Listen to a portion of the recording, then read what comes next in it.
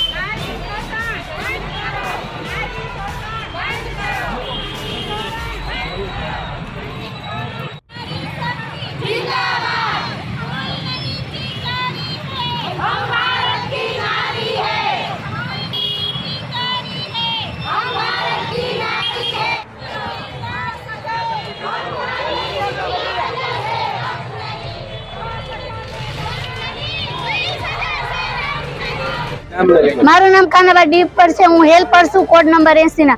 મારે કહેવાનું સરકારને એટલું છે કે અમે સમાજમાં હારામાં હારું કામ કરીએ। દેશમાંથી કુપોષણ દૂર કરવાનું, પછી સગર્ભાને પોષણ આપવાનું, બાળકોને પોષણ આપવાનું, એને પ્રાથમિક શિક્ષણ પૂરું પાડવાનું, પછી સમાજમાંથી ભાવિ માતાઓ તૈયાર કરીએ છીએ, કિશોરીઓને પોષણ આપી અને પછી માતાઓ છે જે બાળ મૃત્યુ દર ઘટે છે, કુપોષણ ઓછું થાય તો બાળ મૃત્યુ દર ઘટે, સ્ત્રી મૃત્યુ દર ઘટે છે।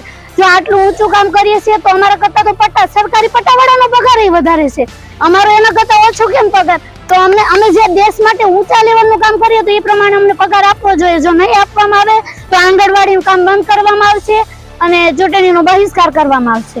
બસ એટલું। આ બધાય અમારી માંગ છે કે અમને કાયમી કરો અને અમને લઘુત્તમ વેતન આપો। અમારું કામ સૌથી ઊંચું છે દેશમાં।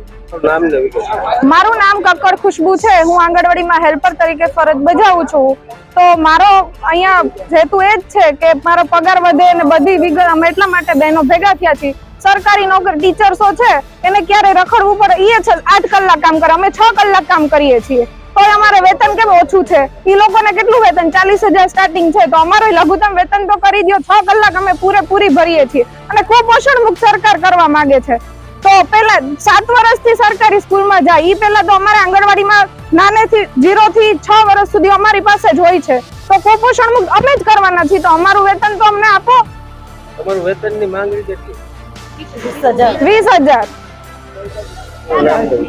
મારું નામ સમા નીલોફર, હું આંગણવાડીમાં ફરજ બજાવું છું અને અમે અત્યારે 2 દિવસ રાષ્ટ્રવ્યાપી હડતાલમાં જોડાયેલા છીએ અને આજે અમે મામલતદાર એટલે ભેગા થયા છીએ કે અમે કેટલા ટાઈમથી 2018 થી મોદી સરકારે અમને એમ કહ્યું હતું, મોદી એમ કહ્યું હતું એક પત્ર લખશો ને તમારી બહેનોનું હું સાંભળી લઈશ। અમે 50,000 પત્ર લખ્યા પણ અમારું મોદીએ સાંભળ્યું નથી અને જો સાંભળશે નહીં, અમારી એટલી કામગીરી છે, પાયાની લેવલની કામગીરી અમે કરીએ તો અમને પગાર કેમ આપતા નથી? ટીચરને ખાલી 5-6 કલાકનું સ્કૂલે આવે તો એને 80-90,000 પગાર મળે તો અમે તો 10,000માં કામગીરી કરીએ છીએ। તો સરકારને અમારું એટલું સાંભળવું જોઈએ। જો નહીં સાંભળે તો અમે છે ને ચૂંટણીનો બહિષ્કાર કરશું અને છે ને આંગણવાડીને તાળા આપશું।